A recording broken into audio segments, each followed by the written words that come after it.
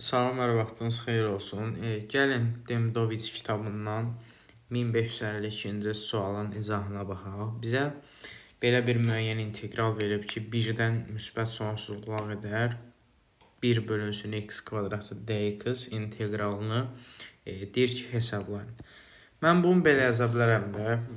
Bizdə düstur belə idi ki, məsələn, 1-dən müsbət sonsuzluq və yaxud da mənfi sonsuzluq, müsbət sonsuzluq olanda bunu belə yaza bilərdik. Limit hər hansısa bir a yaxınlaşanda müsbət sonsuzluğa integral 1-dən a-ya qədər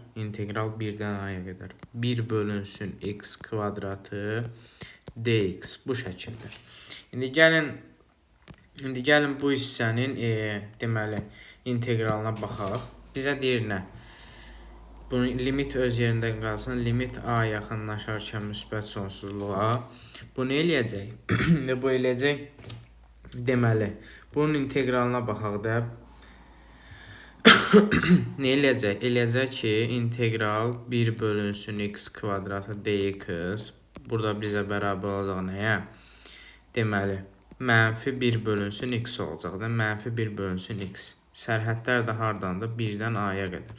Aparıb bana qoyanda olacaq mənfi 1 bölək a üstə gəlinsin 1.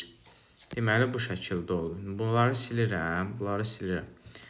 Nə oldu? Qaldı bizdə deməli, limit a yaxınlaşarkən sonsuzluğa mənfi 1 bölünsün a üstə gələk 1.